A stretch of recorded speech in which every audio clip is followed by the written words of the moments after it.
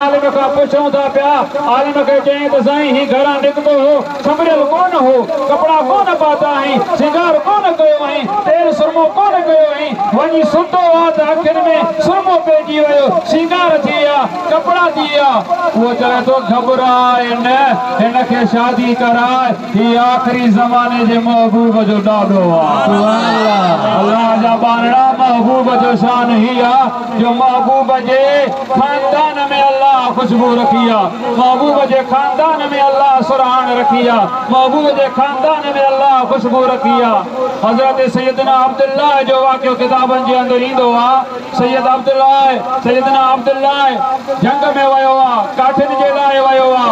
यहूदिन के खबर पई त अॼु सां शहीद करे इनके ख़त्म कयो नौज़ बिल्लाह मिना इन जी पुठीअ मां आख़िरी नबी न ॼमंदो असांजी बादशाही थींदी यहूदिन जा नौजवान हजरत अब्दुल्लाह के शहीद करण जे लाइ उन ढोरीअ में उन घाटी में जंग में वया आहिनि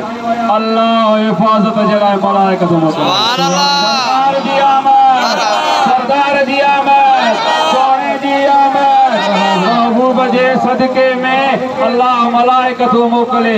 होॾो अम्मा आमिना जो बाबू हजरत वहब भी उन जंग में बीठो आहे सुभान अल्लाह ॾिसे थो त इहे बचाइण वारा त मके जा त न आहिनि सुञातल त कोन था लॻनि नूरानी चेहरा नूरानी सुवारियूं सोने के बचाए करे पार टपाए सलामत मोकिलियूं घर आयो आहे घर वारे जे मां जंग में वियो हुउमि अजीब मंज़र ॾिठो आहे अब्दुल्लाह के मां ॾिठो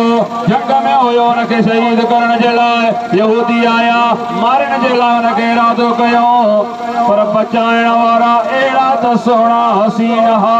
जेके मूं कॾहिं मके में ॾिठा ई कोन्हनि के सुभान अल्लाह मुंहिंजा ॾिठल कोन हा सुञातल कोन हा वाक़िफ़ कोन हा अहिड़ा सुहिणा हा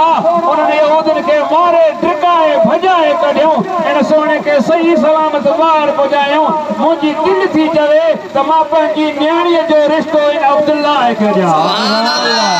मुंहिंजी दिलि थी चवे त पंहिंजी न्याणीअ जो रिश्तो इन अब्दुल्लाह खे ॾियां हज़रत अब्दुल्लाह जे लाइ रिश्तो खणी करे हज़रत अब्दुल मुतलिब वटि वियो आहे सोना तुंहिंजो बि पुटड़ो जवान आहे मुंहिंजी बि न्याणी जवान आहे अल्लाह इन्हनि जो जोड़ जोड़े त सॼे जान संभाले सुभान अल्लाह अल्लाह इन्हनि जो जोड़ मिलाए त इंतज़ार ख़त्म थी वेंदो